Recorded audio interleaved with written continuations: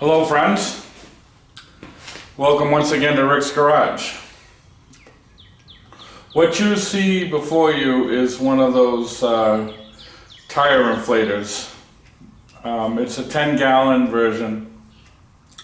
They're used when you get a stubborn tire that the bead won't seat. Sometimes being a new tire, they're stacked on top of each other and the beads are squeezed together and you can't get them things to seal for nothing. You see there are hundreds and hundreds of videos of people spraying starter fluid or brake cleaner into the bead and then just lighting it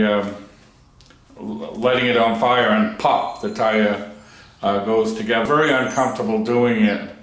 My first attempt I put a little too much fluid in there and I singed my hair a little bit. So I decided to order this. I haven't had a tire to try it on yet, but there was a couple of things I wanted to bring to your attention if you're considering buying one of these. The first thing is, as you can see here, I've got some hearing protection with it. The first time I released the air, my ears were ringing for about 2 days. So it's very important to have ear protection. I went out and bought ear protection and I keep it right with the device. The other thing is, this thing's very, very heavy. This is the 10-gallon version. They have a 5-gallon version. I wish I had bought the 5-gallon version because this thing is really, really heavy. And I'm an older man and probably the 5-gallon would have been cheaper and probably would have met my needs. But I've got the 10-gallon one now, so I'll have to live with it. The other problem I had assembling it was getting the nozzle here to align correctly so it's straight across. I had to put an excessive amount of pipe tape to get it to stop at the position I needed. Other than that, the assembly was fairly easy.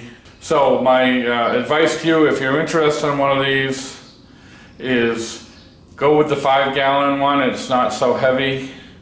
Unless you're working on big truck tires, I don't think you need the 10-gallon one. And use plenty of pipe tape to get it orientated the way you need it to be.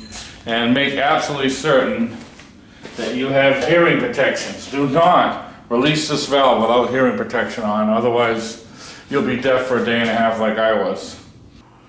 Well, I started this video a number of weeks ago and I've been waiting for an opportunity to try this out. So I do indeed have a stubborn tire that the bead won't seal. So we're going to charge this thing up and give it a try.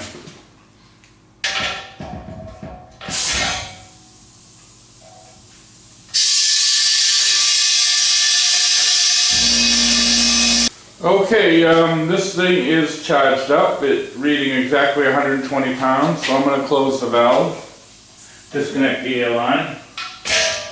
Now, I'm also going to put on my hearing protection and I'm going to put on a pair of safety glasses.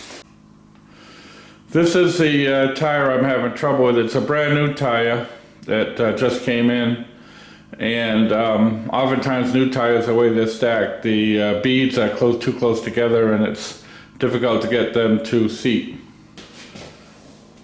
Okay.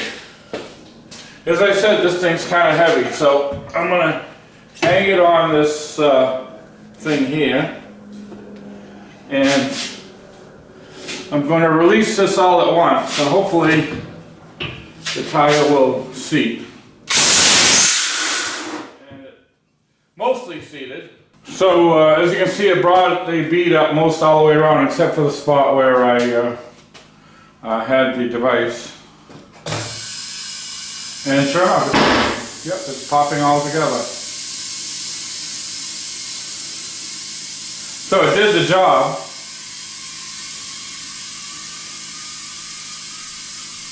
The rest of it should pop again.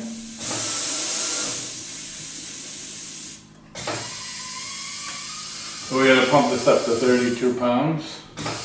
We're just about there. So it did indeed work. I mean, it didn't seat the bead all the way around, but enough so I could put air in it. And it was on the very first try. So I think it was a success. I'm glad I bought it.